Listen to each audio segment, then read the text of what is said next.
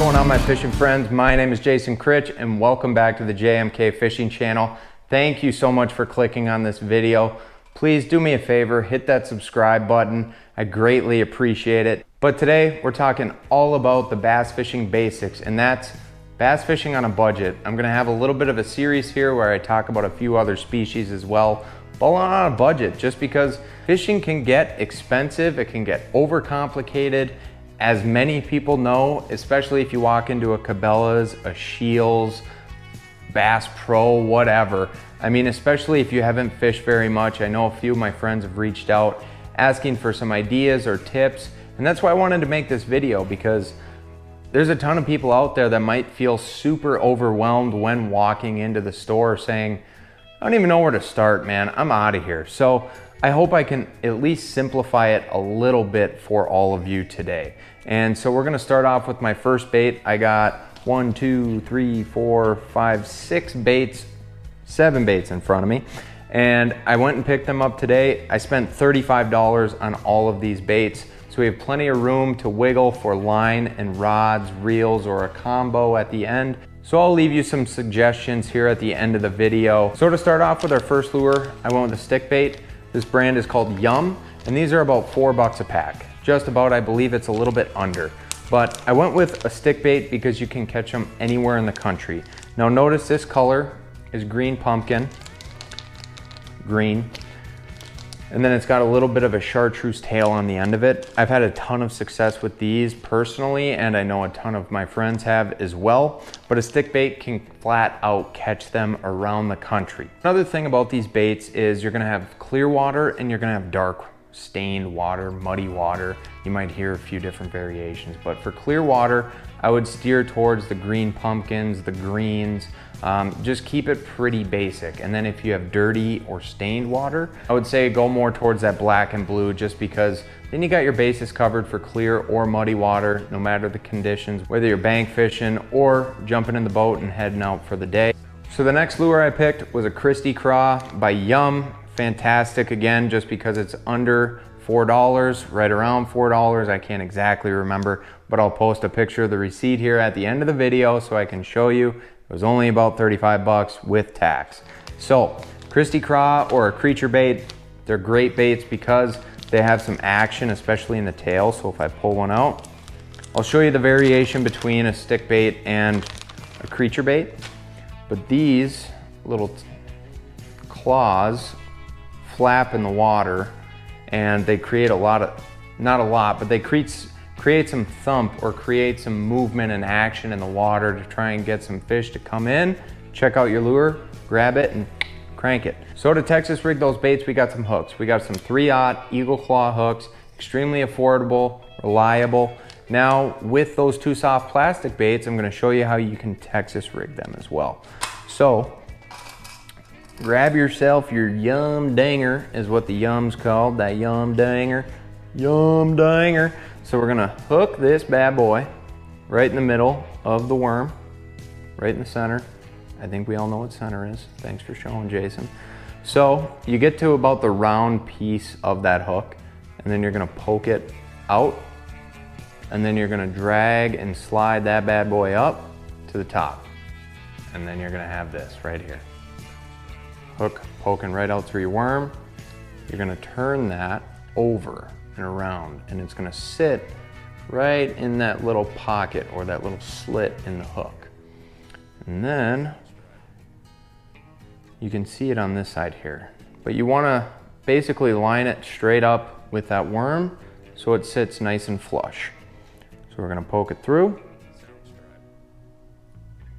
just like that. And then you're gonna bury that hook just like that. And now you have a weedless worm, and you can cast that sucker from the bank and you're not gonna get many weeds on that as well. Because I feel your pain, there are some banks out there, super weedy and frustrating days on the water. But an excellent method. And then if you also get a little bullet weight, put that on your line, and then you have some added weight to the front of that to help get this rig down to the bottom in the water. And then you're just gonna use your rod tip and just pop it off the bottom. And that's all you need to do, and those fish will take care of the rest.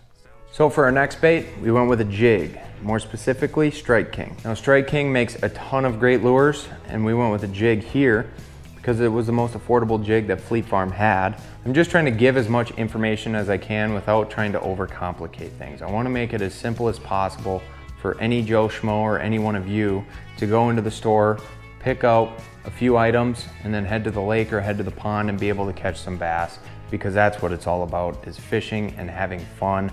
Don't feel like you have to break the bank on any type of fishing equipment or lures, from live scope to locators to boats, all that stuff. Don't feel like you need all of that, because all you need is a rod, a reel, water, some baits, and you can catch some fish. Whether it's bass, panfish, heck, even walleye I've caught from the bank. So you never know what you're gonna catch, and that's what the thrill is for me. I'm a multi-species angler. I love to fish for bass, walleye, panfish, but I digress. I went with a jig. It's even got some rattles in it that you can hear. Not all jigs do, but some do. And it helps, especially in that muddier water, black and blue. And we also have a Christy Craw on the back as well that I pre-did, because that looks delicious. See, you can drag this on the bottom, or you can pop it up off the bottom to make it look like a crawfish kind of floating through the weeds or floating through the rocks, whatever kind of structure that you're on.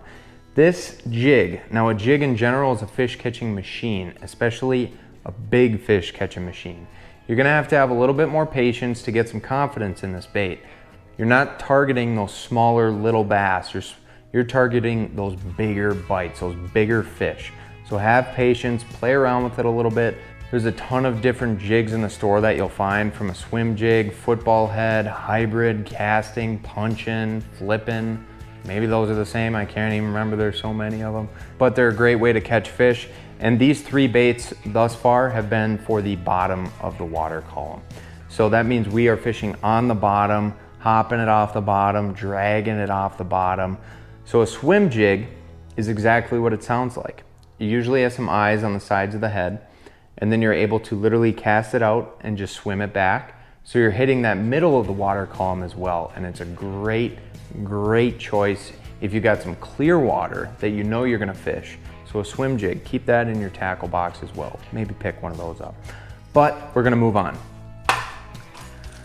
So following the swim jig and the jig, we're gonna go with a crankbait. Now this is another middle of the water column bait, more specifically a square bill crankbait. Now this one dives about 4 to 6 feet. This is a Norman Lures bait, and it does have some rattles in it. And it's a great bait because you can catch them all times of the year. And that's what I really wanted to try and encapsulate with all of these baits, is that you can fish all of these year round and have success. I just wanted to make things simple so you can go to the store, grab a few baits, and get to the lake or get to the pond, whatever you're doing. So a square bill crankbait, this is great because you can cause a lot of reaction strikes, especially with those rattles in there. You can try and call some fish in from a greater distance, especially if you're fishing that stained water. But if you're curious about the exact color, this is called tropical shad. I did open them up, but a crankbait is a great way to catch those fish. And I didn't go with a deeper diving crankbait because I'm trying to think of the bank fisherman as well. You're not gonna go out throwing a 20-foot diving crankbait fishing off the bank, because by the time you get that thing back, you already pulled half the weeds out of the lake. So I'm trying to be conscious of that. So a 4 to 6 foot diving crankbait will work extremely well. So for the next bait, I went with the original Z-Man Chatterbait, and it's got a little lip up there. I don't even know if you guys can see that, but it looks kind of like a spinnerbait. It acts kind of like a spinnerbait. It's got that thump when you're reeling it back, and literally you just cast this thing out, reel it back. You can also add your Christy Craw to the back of this chatterbait, and you have another trailer. And those claws on this Christy Craw are gonna provide some action for this lure as well. I think a chatterbait and a spinnerbait are both phenomenal lures, so you can't really go wrong either way. You're gonna be able to catch a ton of fish on both. So I will leave that up to you. So for my last lure, I chose a topwater frog. And these are excellent in the summertime. It's great on your wallet, and it's also an efficient frog that flat out catches fish. Now I'd recommend a bait caster setup with this frog, just because you're able to cast it out a lot farther. You're gonna have more power or more bend and leeway in that rod, a lot more backbone as well, just being able to help drag you through the heavy cover, lily pads, etc. So if you don't know how to use a bait caster, use a spinning rod, I would highly recommend using a popper. I'll throw a picture up there as well so you can see it, but I would highly recommend a popper. It's gonna create some commotion on top of the water. Fish are gonna think it's a dying bait fish, and you'll also have the similar effect of some big blow-ups. You can't throw it around that heavy cover, but it's another great alternative for a topwater lure. So a few companies out there that make some budget-friendly rod and reel combos that you're able to pick up for a decent dollar. 13 Fishing, Abu Garcia, Daiwa, Shimano. Berkeley also makes some very nice spinning and bait casting rods, so you can pair that up with a little bit cheaper bait caster or spinning rod. Some line as well. There's a ton of different companies and great companies out there. I would recommend 12-pound mono or fluorocarbon line.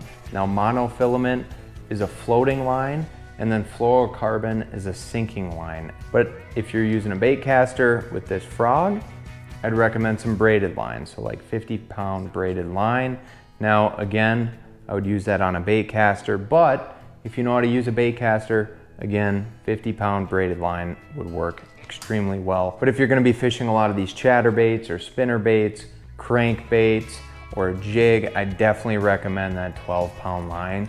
But if you're fishing down south or you're fishing some heavy cover or heavy ponds, I'd maybe up that to 14 or 16-pound line, depending on what you're trying to do or what you're going for. I've always used 12-pound line as kind of my base, and then work my way up or down from there. But I appreciate all of you tuning into this video. I hope it was informative. I didn't want to keep it too long, and I didn't want to overcomplicate things. So those are all of my baits that I would recommend to all of you if you're trying to get into bass fishing, and obviously stay within your budget as well. So take a look at those rod and reel combos online, or go to the store and take a look at them as well. It's obviously gonna vary from baits to rods to reels, no matter where you're going. I was at Fleet Farm. Obviously it's gonna be different at a Cabela's or Bass Pro, Shields, etc., etc. But you can kind of get a good base on what I'm trying to recommend, or kind of what you might want to look for when you're at the store trying to pick up your baits. So thank you all so much for tuning in. Again, please hit that subscribe button. I can't thank all of you enough for the support. Go catch some donks and let's have some fun this week. See ya.